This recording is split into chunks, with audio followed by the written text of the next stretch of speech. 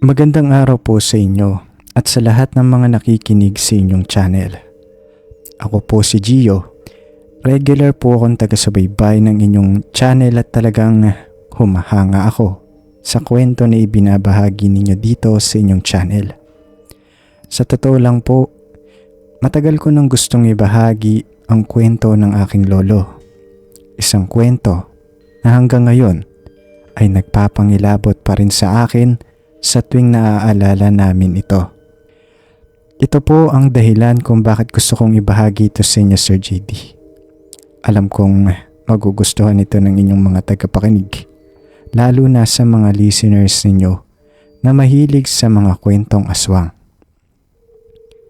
Si Lolo Cleo po ay isang masipag na manggagawa sa isang pagawaan ng sapatos sa Bulacan. 5 taon na po siya noon sa naturang kumpanya at sa 5 taon na iyon, masasabi niyang kabisado na niya ang bawat sulok ng pabrika. Ang ingay ng mga makina at ang amoy ng balat at pandikit na bumubuo sa bawat pares ng sapatos na nililikha nila. Tagagawa po siya ng sapatos at buong husay niyang ginagawa ang kanyang trabaho. Kilala siya bilang isang taong tahimik pero masipag. Sa 5 taon niya doon ay wala siyang nakaaway. Basta trabaho lang ang iniisip niya. Isang araw, may bagong kasamahan po siyang dumating sa kanilang linya. Napangalanan na lamang natin Nito. Si Nito ay isang binata na galing pa sa Dueñas, Iloilo. May 5 buwan pa lamang si Nito sa pabrika, pero sa kabila ng maikling panahon na iyon, namuo agad ang matibay na pagkakaibigan nila ni Lolo. Hindi ko po masabi kung ano ang eksaktong dahilan, Sir JD. Ngunit ayon kay Lolo, may pambihirang karisma daw itong si Nito. Madaldal itong si Nito. Palaging nakangiti at laging may kwento tungkol sa buhay nila sa probinsya. Nag-click agad sila ni Lolo. Marahil dahil kabaligtaran sila. Si Lolo ay tahimik, si Nito naman ay madaldal. Naging sandalan din nila ang isa't isa sa hirap ng kanilang trabaho. Nagtutulungan sila pag may nahihirapan sa gawain. Kumbaga, naging magkasama sila sa halos lahat ng bagay. Isang hapon habang pauwi na sila mula sa trabaho, inimbitan ni Nito si Lolo sa piyesta sa kanilang probinsya. Cleo, sumama ka na kasi. Sigurado akong mag-e-enjoy ka sa amin. Ibang-ibang piyesta sa probinsya, lalo na sa amin sa Iloilo. Ani nito na may pagkasabik. Nagulat si Lolo. Hindi niya inaasahan na iimbitahan ulit siya ni Nito. Bihira siyang umalis ng Bulacan at ang ideya ng pagpunta sa isang malayong probinsya ay parehong nakakapanabik at nakakapangamba para sa kanya. Ngunit dahil sa tindi ng kanilang pagsasamahan at sa pagiging mapilit ni Nito, hindi na nakatanggi pa si Lolo. Gusto rin niya kasing makita ang probinsya ni Nito na palagi nitong ikinikwento. Ang problema lang po noon, Sir JD, ay ang trabaho nila. Paano sila makakaliban ng matagal? Ngunit dahil sa malapit din ang loob ng kanilang amo kay Lolo, pumayag naman ang kanilang amo na lumiban sila basta't wag lang daw lalampas sa 3 araw. Napakasaya nila noong gabing iyon. Pagdating nga nila sa Iloilo, Sir JD, sinalubong si Lolo ng mga pamilya ni Nito ng buong kagalakan. Mula sa mga magulang, mga kapatid, hanggang sa mga pinsan at tiyuhin nito, lahat ay nakangiti at masayang nandoon sila. Ramdam agad ni Lolo kung paano tumanggap ng mga bisita ang ibang probinsya.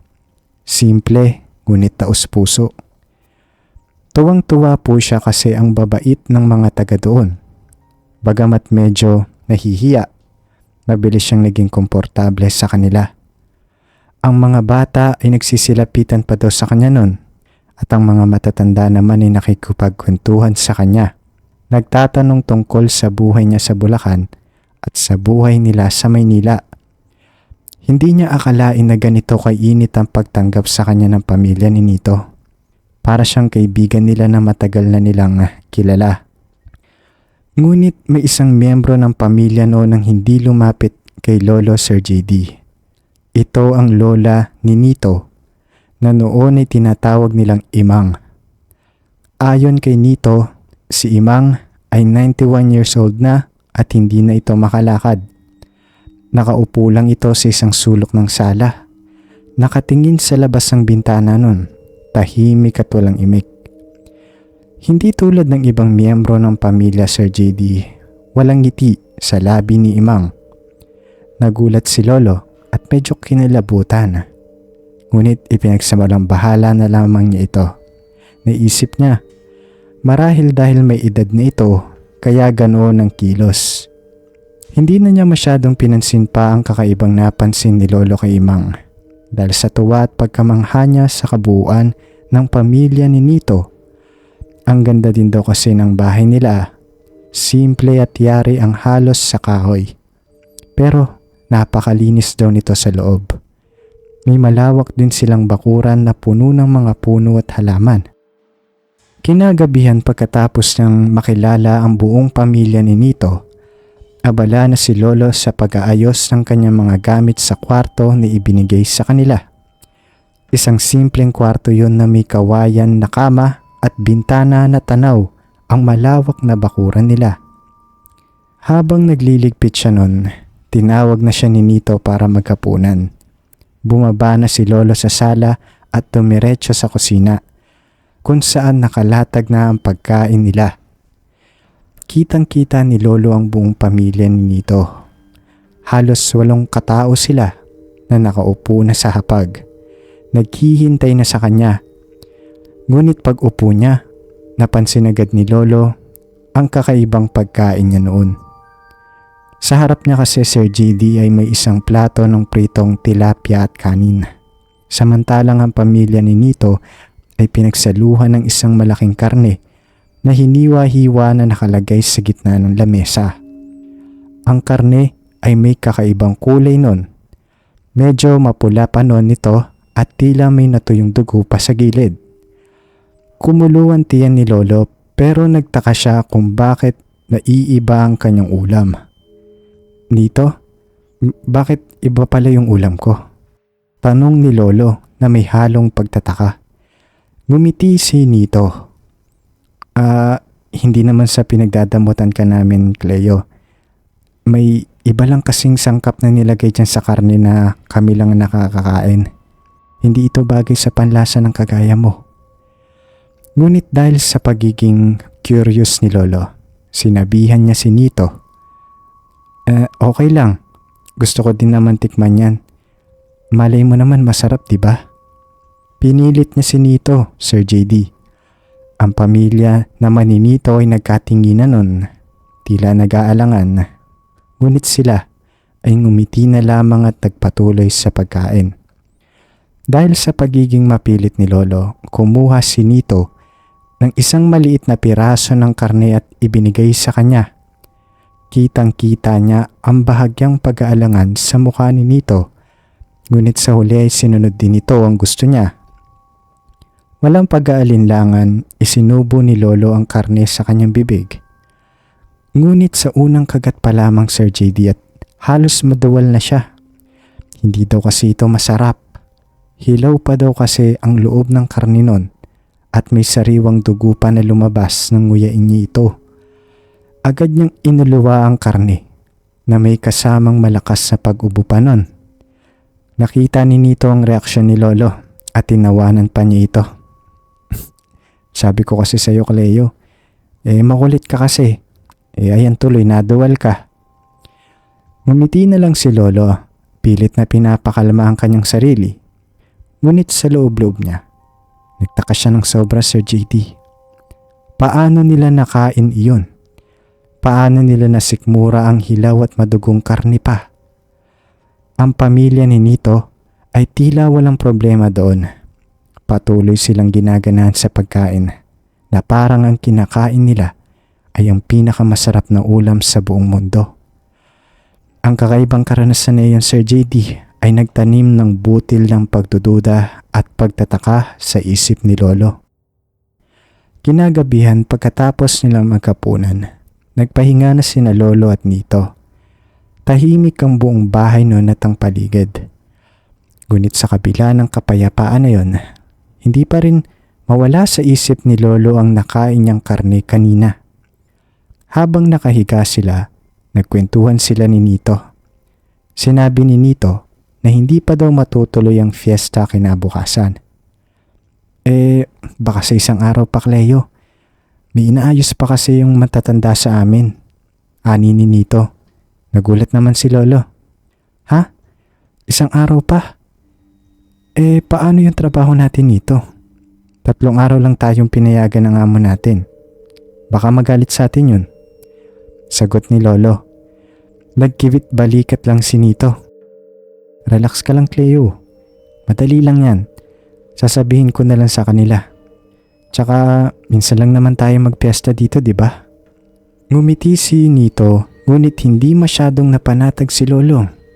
May kakaibang pakiramdam siya na parang may mali. Hindi niya maintindihan kung bakit ipinagpapaliban ng piyesta.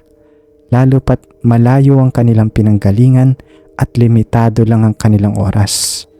Hindi rin niya maintindihan, Sir JD, ang pagiging kampante ni Nito sa usapin pagdating sa trabaho nila. Pinilit na lang ni Lolo na ipikit ang kanyang mga mata noong gabing iyon. Umaasang makakatulog siya at mawawala ang kanyang pag-aalala. Madaling araw kinabukasan, Sir JD, nagising si Lolo na pawis nun. Basa ang kanyang unan at kumot. Ngunit hindi lang iyon ang problema. Isang matinding kirot sa kanyang tiyan nang nagpagising pala sa kanya. Pakiramdam niya ay may kumukulo sa kanyang sikmura nun. Halos hindi niya makayanan ng sakit. Agad siyang bumangon. Ngunit halos hindi niya magawa dahil sa sobrang sakit ng kanyang tiyan. Hindi na niya ginising si Nito nun. Gusto niyang maging tahimik ang paglabas niya dahil ayaw niyang makita siya ni Nito sa kanyang kalagayan. Dahan-dahan siyang bumangon mula sa kama, humahawak pa sa pader para suportahan ang sarili at lumabas na ng kwarto. Diretso siya sa likuran ng bahay nun kung saan walang makakakita sa kanya. Nang makalabas siya ng bahay, doon na siya nagsususuka ng sunod-sunod. Malalakas ang pagsusuka niya at pakiramdam niya ay iniluwa niya ang lahat ng kanyang kinain kanina. Hindi niya alam kung bakit sumakit ang tiyan niya ng ganoon, Sir JD. Ngunit isa lang ang pumasok sa isip niya nun. Yung karne. Yung hilaw at madugong karne na kinain niya kagabi. Yung karne na hindi niya masikmura na kinain ng pamilya ni Nito. Pagkatapos niyang magsuka, naupo si Lolo sa isang sulok ng bakuran. Hinihingal at nanlalata pa. Mahina pa rin ang kanyang katawan. Ngunit unti-unti ay humupa na ang sakit ng kanyang tiyan. Nang medyo guminhawa ang pakiramdam ni Lolo, dahan-dahan siyang pumasok sa bahay nila Nito. Umaasang makakabalik pa siya sa kwarto nila na hindi niya maiistorbo ang buong pamilya ni Nito. Ngunit pagpasok niya sa sala, Sir JD, isang kakaibang eksena ang sumalubong sa kanya. Nagulat siya nang makita niya ang lola ni Nito na si Imang. Yung 91 years old na ginang na akalang hindi na daw makalakad. Nakatayo noon sa gitna ng sala. Nakatayo ito ng tuwid noon. Tapos nakatingin daw sa labas ng bintana na parang isang estatwa. Hindi daw siya gumagalaw. Wala din itong imik at tila nakatingin sa kawalan. Nanindig ang balahibo ni Lolo nun. Hindi niya maintindihan paanong nakakatayo na si Imang samantalang kamakalawa pa lamang ay sinabi sa kanya ni Nito at ng pamilya nito na hindi na ito makalakad. Naglakas loob si Lolo na lapitan si Imang nun. Imang, bakit hindi pa po kayo natutulog? Gabi na po. Tanong ni Lolo na may bahagyang panginginig sa boses. Dahan-dahan naman lumingon si Imang sa kanya. Nako, iyo, hindi ako makatulog. Marami akong iniisip. Sagot naman ni Imang. Noong gabing iyon, Sir JD, habang nag-uusap sila sa sala, Nabanggit ni Imang kay Lolo ang isang bagay na lalong nagpakaba sa kanya. Iyo, sa tingin ko ay bukas ako'y mawawala na, sabi ni Imang na medyo kalmado. Nagulat si Lolo at agad siyang sumagot. Imang, wag naman po kayong mag-isip ng masama. Tsaka malakas pa naman po kayo. Ngumiti lang si Imang. Matagal ko na rin namang gustong pumanaw iyo para maibigay ko na kay Nito sa apo ko yung pamana ko sa kanya. Lalong nagtaka si Lolo. Anong pamana po ba yun, Imang? Tanong niya. Tumawa lang si Imang. Isang tawa na puno daw ng misteryo. Malalaman mo rin iyo. Malalaman mo rin ang lahat sa takdang panahon. Ang mga sinabi ni Imang noong gabing iyon, Sir JD, ay tila isang hula. Sa kabila ng kakaibang pag-uusap at misteryo sa likod ng mga sinabi ni Imang, nakagaanan ng loob ni Lolo ang matanda. Nagkakwentuhan pa sila ng ilang sandali ng mga simpleng bagay tungkol sa buhay sa probinsya at sa pamilya. Nakaramdam din ng awa si Lolo para kay Imang, para kasing naghihintay na lamang ito ng kanyang huling hininga. Ngunit ang mga salitang pamana at malalaman mo rin sa takdang panahon ay patuloy na bumabalik sa kanyang isip. Kinabukasan nagising si Lolo na medyo guminhawa na ang pakaramdam. Ngunit pagmulat niya, napansin niyang wala na si Nito sa higaan. Tahimik din ang buong bahay nun. Bumangon si Lolo at lumabas ng kwarto. Habang pababa siya ng hagdan nun, isang eksena ang bumungad sa kanya na nagpatindig ng kanyang balahibo at nagpatigil sa kanya. Sa sala, sa maluwag na espasyo nito, nakita ni Lolo ang isang kabaong. Kitang-kita niya ang mga miyembro ng pamilya ni Nito na nakaupo sa paligid ng kabaong, tahimik at malungkot. Sila ay nakasuot daw noon ng itim na damit at may hawak na kandila. Lumapit si Lolo kay Nito na nakaupo sa tabi ng kabaong nun. Nito, anong nangyari? Sino ang namatay? Tanong ni Lolo. Dahan-dahan namang lumingon si Nito kay Lolo.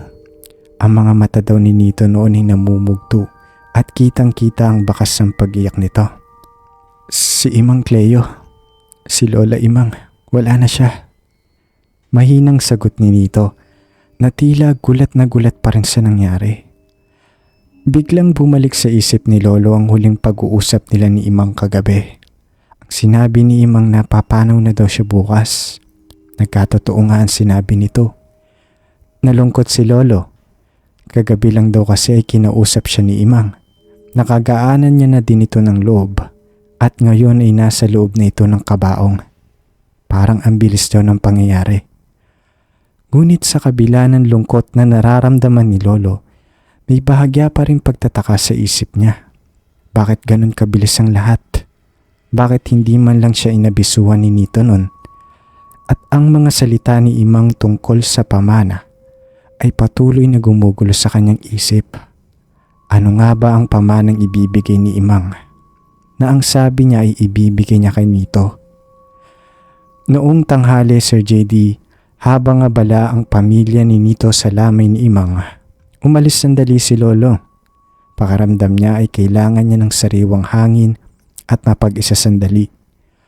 Ang bahay nila Nito noon ay malayo sa kabihasnan. Wala silang kapitbahay kumbaga at nasa gitna sila ng maraming puno. Ang payapa at tahimik na lugar na iyon ay dati niyang nagustuhan, ngunit ngayon ay unti-unting nagiging nakakatakot na. Naglakad si Lolo sa isang mabatong daanan. Matagal siyang naglakad hanggang sa makita niya ang isang tindahan.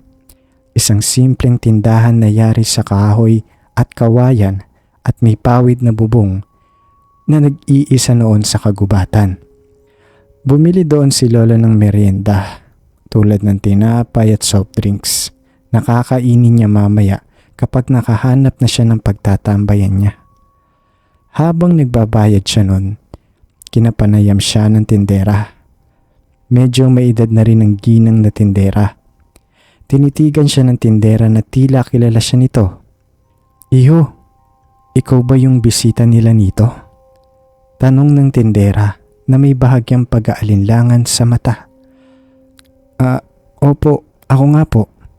"Bakit po?" Sagot ni Lolo na medyo nagulat dahil nakilala daw siya ng tindera. "Hindi mo pa ba alam, iho?" Tanong ng tindera. "Ang alin po?" Tanong naman ni Lolo na may halong pagtataka. Ang tindera ay lumapit pa sa kanya nun at hininaan ng boses na tila ayong marinig ng iba ang kanyang sasabihin. "Iho, alam mo ba, ang pamilya nila nito ay mga aswang." Bulong ng tindera na may bakas ng takot sa muka. Parang binagsakan naman ng langit at lupa si Lolo sa kanyang narinig. Kinagabihan bumalik si Lolo sa bahay nila nito na may mabigat na pakaramdam at nag-aalab na takot sa puso. Nag-iba na ang paningin ni Lolo sa pamilya ni Nito nun. Ang kabaitang pinapakita nila ay tila nagbago na sa kanyang paningin. Naging maskara na lang ito na nagtatago ng isang karimari-marim na katotohanan. Nagtaka si Lolo. Pagbalik niya kasi, walang ibang mga bisita sa lamay ni Imang. Bukod sa pamilya ni Nito, walang mga kapitbahay o kaibigan na pumunta nun. Nandoon lang sila, tahimik at tila nagbabantay. Pagdating ng 8:00 ng gabi, inaya na siya ni Nito na matulog. "Cleo, tara na, matulog na tayo. Maaga pa tayo bukas," ani ni Nito. Ngunit si Lolo ay may pag-aalinlangan. "Bakit ang aga naman nito? At saka, di ba bawal matulog kapag may lamay? Bilang respeto sa namatay?" Tanong ni Lolo na pilit pinapakalma ang sarili. Ngumiti lang si Nito. "Ganun talaga sa probinsya namin, Cleo. May sarili kaming paraan ng pagluluksa dito." Wala nang nagawa si Lolo kundi sumunod. Nagpunta sila sa kanilang kwarto, ngunit hindi makatulog si Lolo nun. Pikit man ang kanyang mga mata, gising na gising ang kanyang diwa. Nang madaling araw na, nagising si Lolo. Madilim at tahimik noon sa kwarto. Napansin niyang wala si Nito sa tabi niya. Mula sa kanyang kama, sinilip niya ang bintana. May maliwanag kasing ilaw noon mula sa labas na tila nagmumula sa likuran ng bahay na parang may kasiyahan. Nagtaka si Lolo. Dahan-dahan siyang bumangon at lumapit sa bintana, pilit na iniiwasang gumawa ng ingay nun. Nang sumilip siya sa bintana, isang nakakakilabot na tanawin ang bumungad sa kanya. Nakita niya umano ang pamilya ni Nito na nakapalibot sa isang apoy na malaki. Ang mga mukha nila ay seryoso nun at ang ilaw ng apoy ay nagbibigay ng kakaibang anino sa kanilang mga mukha. Tila sila nagsasagawa ng isang ritual. Maya-maya nakita niya ang tatay ni Nito na lumapit kay Nito. Kinuha nito ang isang korona na gawa sa baging at may mga tuyong dahon ito. Tapos siniutan si Nito sa ulo. Pagkatapos ay may pinalunok daw umano kay Nito noon ng kanyang ama. Isang bagay na parang isang bato daw. Itim ito at bilog. Nag-aalangan si Nito sa simula, ngunit sa huli ay nilunok din niya iyon. Pagkalunok ni Nito sa bato, nawalan daw ito ng malay. Bigla siyang bumagsak sa lupa at ang pamilya niya ay mabilis na lumapit sa kanya. Tapos binuhat siya ng pamilya niya papasok ng bahay at ang apoy ay dahan-dahang namatay. Nanatili si Lolo sa bintana. Nanginginig at halos hindi makahinga. Ang mga mata niya kasi noon ay nakakita ng isang kakaiba na hinding-hindi niya makakalimutan. Ang ritual na iyon ay isang kumpirmasyon, Sir JD, sa lahat ng kanyang takot. Kinabukasan nun, nagising si Lolo na may matinding kaba at pagkalito na naman. Hindi na siya makatulog ng maayos matapos ng masaksihan ng ritual na yon, Sir JD. Pagmulat ng kanyang mga mata, nakita niya si Nito na nasa tabi niya nun at gising na rin ito. Cleo, fiesta na sa amin. Masiglang sabi ni Nito na tila walang bakas ng pagod sa muka. Nagulat si Lolo. Bakit sila magdadaos ng fiesta kung may lamay sa kanila? Nito, paano ang fiesta? May lamay tayo ni Imang, di ba? Tanong ni Lolo. Ngumiti si Nito. Si Lola Imang ba? Nailibing na namin siya at naiburol na namin siya kaninang natutulog ka pa, Cleo. Kaya pwede na tayo magsaya. Tsaka hindi naman pwedeng puro lungkot lang, di ba? Sagot ni Nito. Pero nagtaka si Lolo. Tumayo si Nito, puno ng sigla. Maraming tao sa labas. Kailangan nating makisaya sa kanila. Hinila ni Nito si Lolo nun palabas ng kwarto. Paglabas ni Lolo sa kwarto, isang nakakagulat na tanawin ang bumungad sa kanya.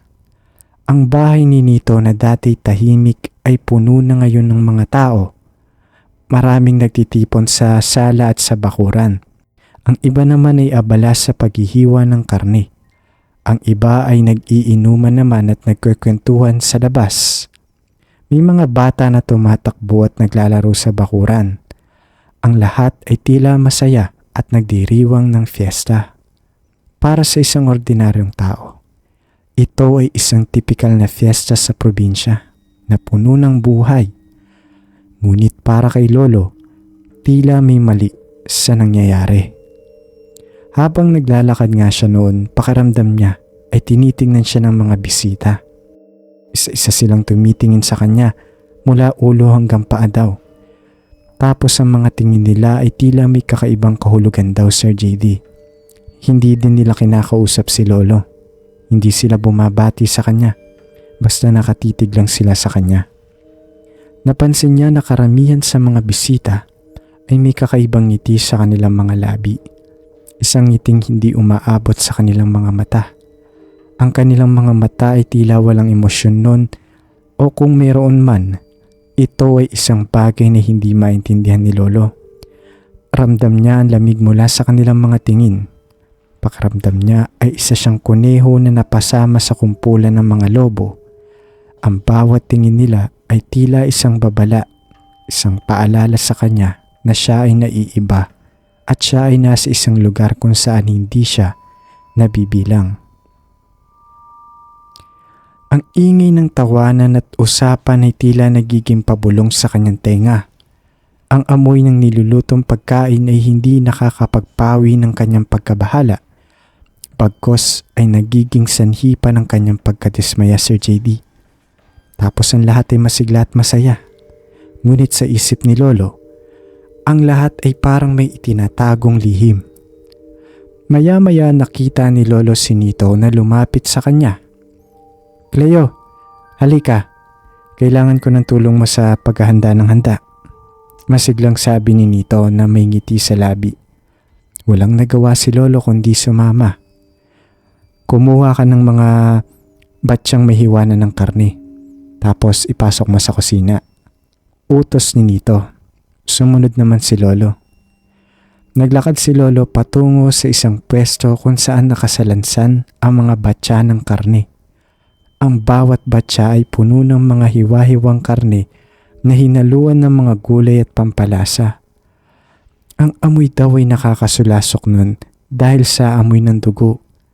Ngunit pilit niyang pinipigilan ang kanyang pagduduwal.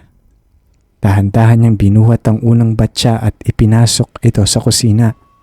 Pagkatapos bumalik siya para sa ikalawa pang batya at sa bawat pagbuhat niya ng batya, mas bumibigat ang kanyang nararamdaman. Nang nakatatlong batya na si Lolo at habang bibit-bitin niya na umano ang ikaapat, isang paningin ang nagpabalikwas sa kanyang tiyan. Sa gitna daw ng hiwa-hiwang karne nun, mayroong isang bagay na kakaiba, Sir JT. Isa daw kamay. Isang putol na kamay na may 5 daliri pa noon na nakahalo daw sa mga karne. Nakasiksik daw ito sa gitna ng mga karne at gulay nun. Tapos yung balat ng putol na kamay ay kulubot. May mga ugat na nakalitaw pa at ang mga kuko nito ay madilaw. Hindi siya nagkakamali, Sir JD. Ganitong ganito daw ang balat at kutis ni Imang, ang lola ni Nito na namayapa na. Ang kamay na iyon ay sariwa pa daw, Sir JD. Tapos ang itsura ng kamay na iyon ay perpektong tumugma sa kanyang alaala kay Imang. Narealize niya na ang karne na inihahanda para sa piyesta ay parang galing daw sa katawan ni Imang na nagpabaliktad palalo sa kanyang sikmura. Ngunit hindi siya sumigaw, hindi siya tumakbo palayo. Natigilan lang daw siya. Pinipigilan daw niya ang hininga at ang pag-iyak nga daw niya. Alam niya na kapag ginawa niya iyon, mahahalata siya. Sa gitna ng kanyang takot at pagkabigla, mabilis siyang nagplano nun. Nagpasya siya na kapag naipasok na niya ang batya ng karne sa kusina, doon daw siya magpapaalam na may bibilhin lang at doon na daw siya tatakas. Kailangan niyang umalis sa lugar na iyon. Kailangan niyang lumayo sa mga aswang na ito. Buong lakas niyang binuhat ang batya. Pilit na iniiwasan ang pagtingin sa kamay na nasa batya nun. Dahan-dahan siyang naglakad patungo sa kusina at ang bawat hakbang niya umano ay puno ng pag-iingat. Ngunit habang papalabas na siya ng bakuran at papalapit na daw sa gate, isang tinig ang nagpatigil sa kanya. "Cleo, saan ka pupunta?" Tawag ni Nito mula sa likod. Biglang nanlamig si Lolo. Nahuli siya. Wala siyang magawa kundi lumingon. Nito, bibili lang sana ako ng sigarilyo sa tindahan." Pilit na ngiti ni Lolo. Umiti si Nito. "Wag na, meron dito. Halika na, sumama ka sa akin. Nandun kami sa likod ng bahay, nagiinuman kami. Tara, makitagay ka." Walang kawala si Lolo ng Sir JD. Ang kanyang plano daw ay nasira. Sa halip na makatakas, mas lalo siyang naitulak sa kaibuturan ng kanilang nakakapanindig palahibong pagdiriwang. Wala nang nagawa si Lolo, kundi sumama kay Nito nun. Pinaupo siya ni Nito sa likod ng bahay kung saan may grupo ng matatandang lalaki na nag-iinuman. Ang lahat ay nagtatawanan at masaya, tila walang problema sa mundo. Binigyan siya ni Nito ng baso at agad siyang inalok ng tagay. Pilit siyang ngumiti at tinanggap ang baso. Ang mga kasama niya sa inuman noon ay matatanda na at ang ilan daw sa mga ito ay mapuputi na ang buhok. Ang pulutan nila noon ay kare-kare. Nakahapag sa gitna ng mesa ang isang malaking kaldero ng kare-kare. Kulay dilaw at may maraming sarsa. May mga gulay din ito at saging na saba. Ang amoy daw ay umaalingasaw sa hangin. Mabango. Ngunit nakakasuka para kay Lolo. Alam niya kung anong karne ang ginamit nila doon. Kaya hindi siya tumikim. Kahit gaano pa karaming beses siyang alukin, pilit ng tinatanggihan. Busog pa po ako eh. Nagmerienda na po kasi ako kanina." Palusot ni Lolo, pilit na kinakalma ang sarili. Ang mga matatandang lalaki ay patuloy sa pagkain ng kare-kare nun, na parang ito ang pinakamasarap na pulutan na natikman nila. Sila ay nagkukwentuhan, nagbibiruan at nagtatawanan na tila walang pakialam sa pinanggalingan ng kanilang kinakain. Sa bawat kagat nila, sa bawat pagnguya, pakiramdam ni Lolo ay may bumibigat sa kanyang dibdib. Ang ideya na ang kinakain nila ay lola ni Nito ay nagdulot ng matinding pagkasuklam sa kanya. Habang nagiinuman sila nun, pakiramdam ni Lolo ay unti-unti siyang nawawala sa sarili. Ang bawat tagay ng alak ay hindi nakakapagpawi ng kanyang takot. Hindi siya nalalasing. Bagkus ay lalo lang nagpapalabo sa kanyang isip. Kailangan na niyang makaalis doon sa lalong madaling panahon. Habang patuloy ang inuman at ang nakakadiri nilang pulutan, nagplano na si Lolo ng kanyang pagtakas. Kailangan niyang maging maingat. Ang bawat sandali ay mahalaga para sa kanya ng mga oras na yon. Ilang sandali lang, habang abala ang lahat sa pag-uusap at tawanan, sinamantala niya ang pagkakataon. "Nito, iihi lang ako sandali ah," sabi ni Lolo. Pilit na pinapakalma ang boses para hindi mahalata ang kanyang kaba. Mabilis na napatingin si Nito sa kanya. Sige, Cleo. Huwag ka magtatagal ah. Marami pa tayong iinumin." Ani ni Nito. Tumango si Lolo at dahan-dahan siyang tumayo. Ramdam niya ang panginginig ng kanyang mga tuhod, ngunit pinilit niyang kontrolin ang kanyang sarili. Naglakad siya ng kalmado patungo sa gilid ng bahay nun, at pagkatapos ay dumiretso siya sa mapunong lugar. Sa bawat takbang niya, Sir JD, unti-unting lumalakas ang tibok ng kanyang puso. Nang makalabas na siya ng bakuran at lumampas na sa mga puno, hindi na siya nagkatubili pa. Tumakbo siya ng buong bilis. Hindi alintana ang mga tinik at ang mga sanga na humahampas sa mukha niya. Tumakbo siya ng walang lingon-lingon na parang hinahabol siya ng maraming aso. Ang tanging nasa isip niya kasi noon ay makalayo sa lugar na iyon. Makaalis sa pamilya ng mga aswang. Halos mawala na siya ng hininga nun. Ngunit hindi siya tumigil. Ang takot na mahuli siya ay mas matindi pa kaysa sa pisikal na nararamdaman niya. Ramdam niya ang pagod, ang kaba at ang panlalamig ng kanyang katawan. Tumakbo ng tumakbo si Lolo, hindi alintana ang layo na tinatakbo niya. Ang tanging gabay niya nun ay ang alaala ng tindahan na kanyang napuntahan kahapon. Alam niyang ito ang tanging lugar na maaaring bigyan siya ng tulong. Sa wakas, matapos ang mahabang pagtakbo nun, nakita niya ang tindahan sa malayo.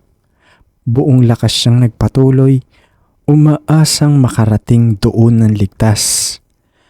Nang makarating siya sa tindahan, Sir JD, hingal na hingal siya. Gula-gulanit din ang kanyang damit at punong-puno ng putik ang kanyang katawan. Ang kanyang muka ay puro galos din at ang kanyang mga mata ay nanlalaki daw sa takot. Agad siyang pumasok sa loob ng tindahan. Nakita siya ng tindera at agad itong nagulat sa kanyang kalagayan. "Iho, anong nangyari sa'yo? Bakit ganyan ang itsura mo?" tanong ng tindera. Walang pag-aalinlangan, ikunento ni Lolo ang lahat. Ang lahat ng nasaksihan niya mula sa kakaibang kinain niya doon, tungkol kay Imang, sa fiesta at ang huli, ang putol na kamay na nakita niyang nakahalos sa mga karni. Ang lahat ng kanyang takot, Sir JD, ang lahat ng kanyang pagdududa ay ibinuhos na sa tindera. Nakikinig lang daw ang tindera nun, tahimik at seryoso. Walang panghusga sa kanyang muka. Tanging pangunawa lang daw. Sa bawat detalye kasi na sinasabi ni Lolo, tumatango lang ang tindera. Tila hindi na ito nagulat pa. Tila alam na niya ang lahat ng mga kwentong iyon. Ang tindera ay tila isang matanda na nakasaksi na ng maraming bagay na hindi maintindihan ng karaniwang tao. Sa kanyang mga mata, makikita ang kalungkutan at awa sa sinapit ng aking lolo. Nang matapos ikwento ni Lolo ang lahat ng kanyang nasaksihan, huminga ng malalim ang tindera. Tumingin ito sa kanya nang may awa sa mga mata. "Iyo, ang nasaksihan mo ay ang fiesta ng mga aswang." Nagulat si Lolo, ngunit hindi na siya nagsalita pa. Patuloy lang siyang nakikinig. Sa aming paniniwala dito at sa mga kwento ng aming matatanda, kapag may namatay na isang miyembro ng pamilya ng aswang, kailangan nilang ipasa ang kanilang pagkaasong sa ibang miyembro ng pamilya nila. Ito ang kanilang pamana, iyo. Kung hindi nila ito gagawin, mauubos ang kanilang lahi. O kaya naman ay may darating na masamang mangyayari sa kanilang angkan. Paliwanag ng tindera. Biglang lumiwanag ang lahat ng isip ni Lolo. Ang lahat ng nangyari ay tila nagkaroon ng koneksyon. Naalala niya ang sinabi ni Imang noong gabing nagkwentuhan sila. Ang sinabi nitong matagal na niyang gustong pumanaw kasi para maibigay na niya kay Nito ang kanyang pamana. Iyon pala iyon, Sir JD, ang bato na pinalunok kay Nito noong gabing iyon ng ritual. Iyon ang paraan ng pagpapasa ng pagkaaswang. Ang mabilis na paglibing kay Imang ang pagdiriwang nila ng fiesta noon kasama ang kanyang laman bilang handa. Lahat ng iyon ay bahagi ng kanilang ritual. Kailangan nilang kainin si Imang para mailipat sa kanila ang pamana at kapangyarihan nito. Ang tindera ay nagpatuloy. Kaya iho, mabuti na lang at nakatakas ka. Kung hindi, baka ikaw na ang susunod nilang biktima. Ayan na po, Sir JD, ang kwento ng aking lolo Cleo. Nakakalungkot pong sabihin na wala na po ngayon ng aking lolo. Matagal na po siyang namayapa pero sa natural na pagkamatay.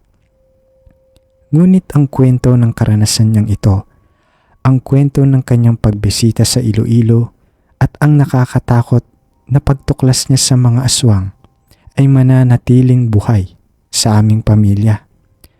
Sa tuwing naaalala ko nga ang kwentong ito, Sir JD, naaalala ko ang tatag ng aking lolo.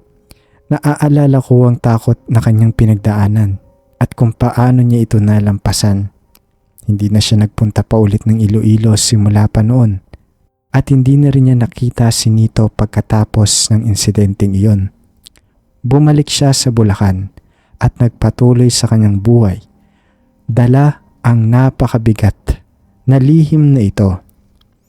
Ang kwentong ito ay hindi lamang isang horror story para sa akin, Sir JD. Ito ay isang paalala sa akin na may mga bagay sa mundo na hindi natin lubos na nauunawaan at may mga lihim na mas mabuting manatiling nakatago. Salamat po sa inyo, Sir JD, sa pagbibigay sa akin ng pagkakataon na ibahagi ang kwentong ito.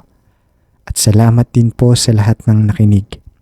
Sana po ay nakapagbigay ako ng kakaibang kwento sa inyong lahat.